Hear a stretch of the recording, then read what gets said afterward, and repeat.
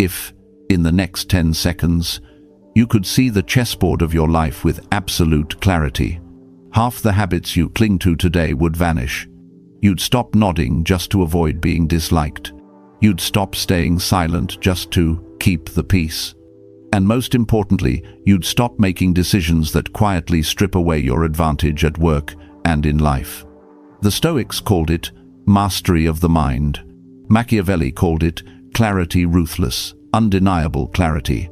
Here at the Stoic Habit, we don't talk about feeling better, we talk about doing better. And today, I'll give you 9 tactics to think like a strategist. So by the time you leave this video, you'll be able to say with confidence, I know my next move.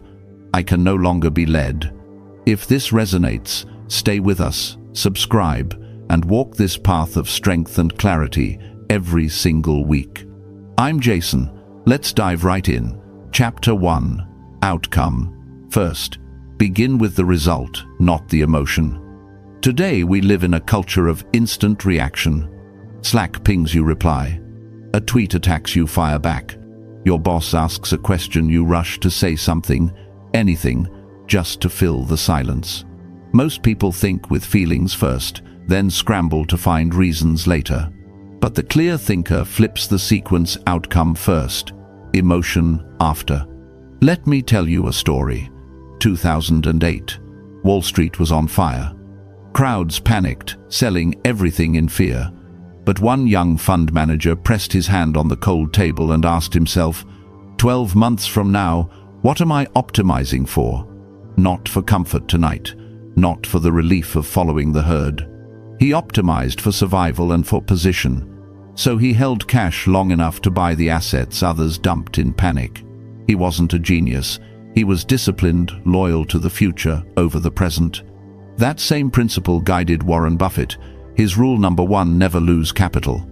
Not flashy, not exciting, but survival first. And once you survive, you can thrive. Do you see it? When emotion drives, clarity dies. You don't just make mistakes, you build your own cage. The new frame is simple: outcome first. So ask yourself, in 12 months, one sentence only, what am I optimizing for? What must I protect at all costs? What must I avoid no matter what? And finally, which emotion will serve this decision? Calm, discipline, courage, not just the one that shouts the loudest.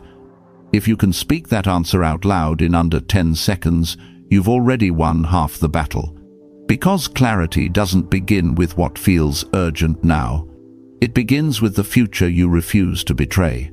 And now choose the smallest move that pushes the board forward. Not a grand gesture, not the illusion of control, just one clear step aligned with your outcome. Marcus Aurelius reminded himself, do not be carried away by the first impression, because the first impression is the loudest liar.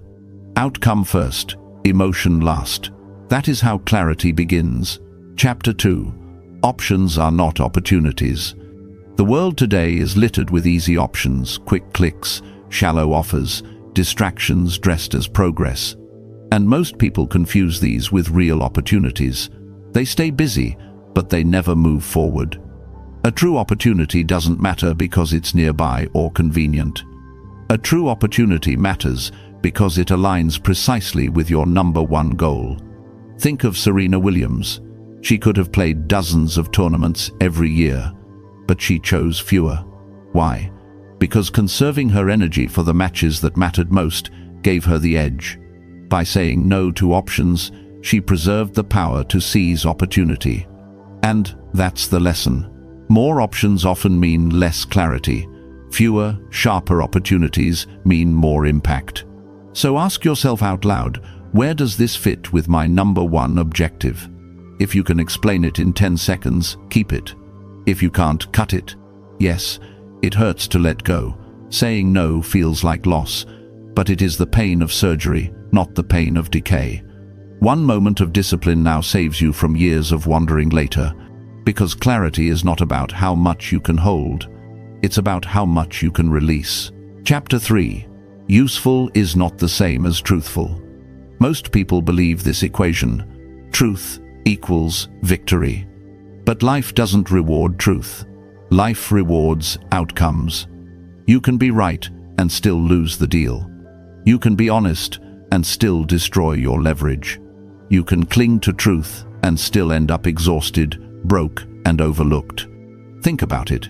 You believe that replying to every email instantly makes you professional.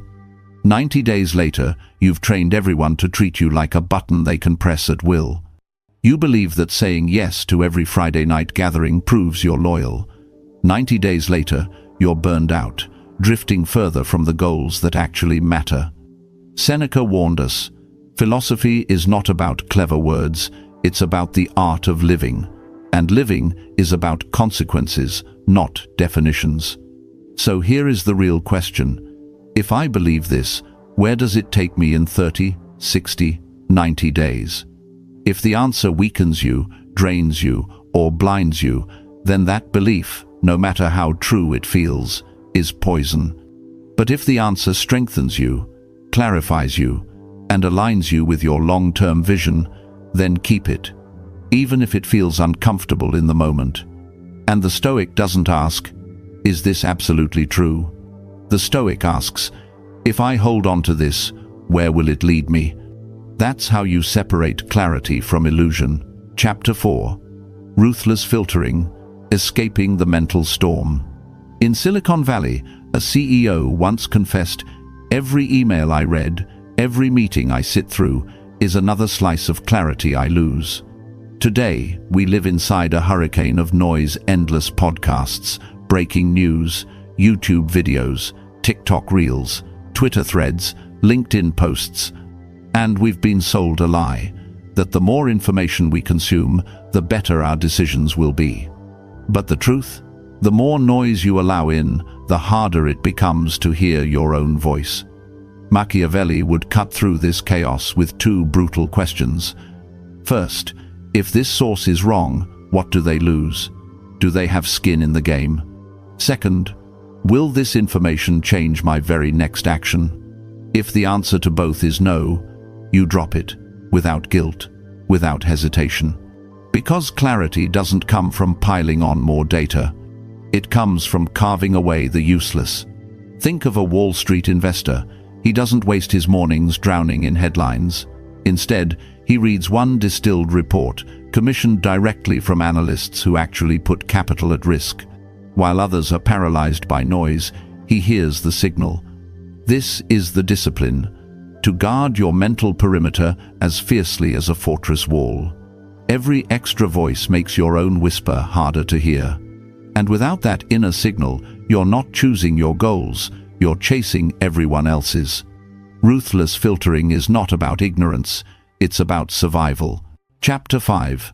Action creates clarity.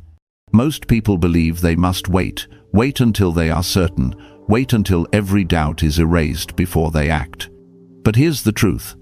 Clarity never arrives before action. It only comes while you move, while you test, while you adjust. Think of Thomas Edison. He failed more than 1,000 times before the light bulb finally burned bright. If he had waited for a perfect guarantee, if he had sat in his lab saying, "I'll try when I'm sure," we might still be living by candlelight. Clarity is not a gift. It is earned through trial, through feedback, through the courage to step forward even when the path is blurred. And here's the danger. While you hesitate, someone else is already moving. While you debate, they are refining. While you search for certainty, they are building momentum. History doesn't reward the ones who waited. It rewards the ones who acted and then sharpened their clarity in motion. So ask yourself, what are you waiting for? A sign? A guarantee? Remember this, the hesitant are always devoured by the decisive. Action first, clarity follows. That is the only law. Chapter 6. Breaking the Trap of False Urgency.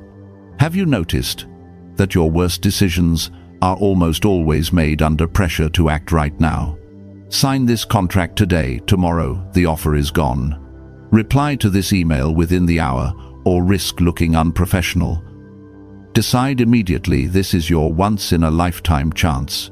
This is not opportunity. It's manipulation in disguise. Machiavelli himself advised rulers create urgency for others, but never submit to it yourself. Because urgency clouds judgment. It narrows your vision. It tricks you into trading long-term advantage for short-term relief.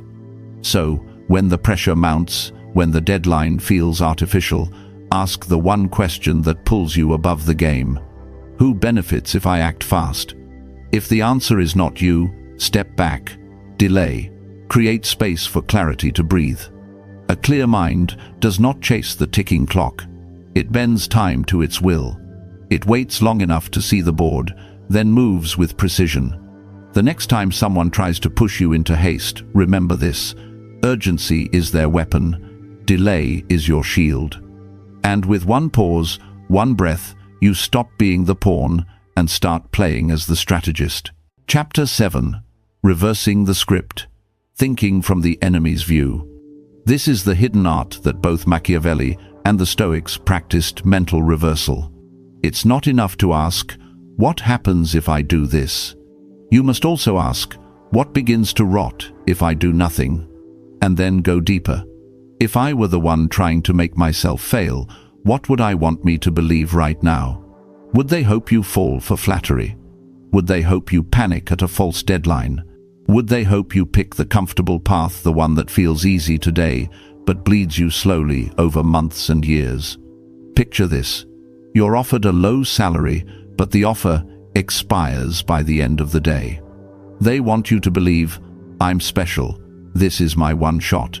If I don't grab it now, it's gone. But the truth? They're afraid of losing you.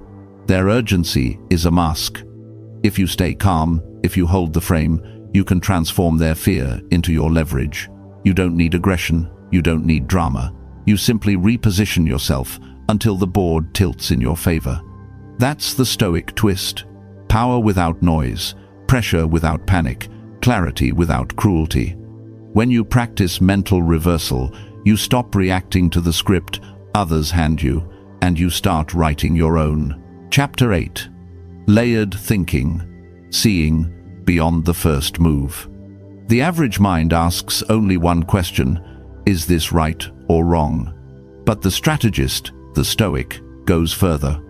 How will this look in the eyes of others? What signal am I sending? What happens in round 2? And what culture will it create in round 3? Picture this: you're attacked in public. The easy move is to strike back immediately. It feels good, it feels powerful. But in truth, you've already lost. You've stepped into the exact frame your opponent wanted. You look rattled, reactive, easily provoked. Now imagine a different move. A short acknowledgement, one clear fact. An invitation to continue the discussion privately.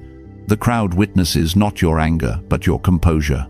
You are no longer the victim of the frame, you are shaping it. Satya Nadella transformed leadership at Microsoft not by shouting louder, but by mastering calm presence.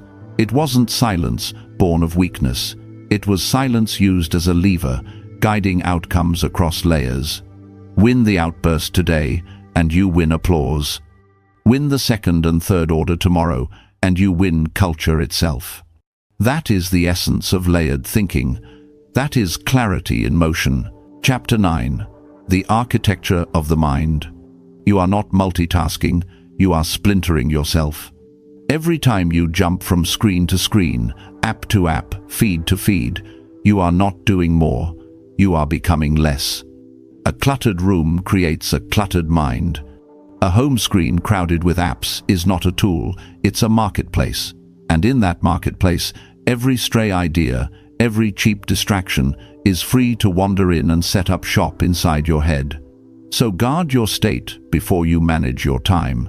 State is the foundation, time is only the surface. 2 deep work sessions each day, phone in another room. 3 fixed windows to check notifications, no more.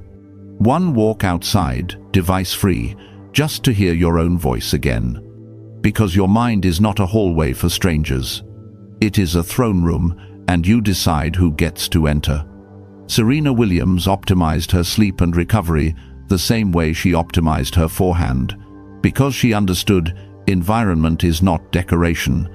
Environment is strategy. You don't build clarity by forcing your brain harder. You build it by designing the space around it until your mind becomes a fortress, not a flea market. Conclusion: clarity doesn't turn you into a genius. It turns you into someone who cannot be manipulated. You don't need to explain. You don't need permission. You act with precision, correct quickly, and move forward. That is Stoicism in the 21st century mastery of the mind. Everything else is just consequence. If you want a one-page Stoic decision flow to pin above your desk, drop the word flow in the comments. If this video helped you, share it with a friend facing a big decision. And if you want to practice these tactics every week, subscribe. The Stoic habit isn't just a channel, it's a journey toward a mind no one else can steer.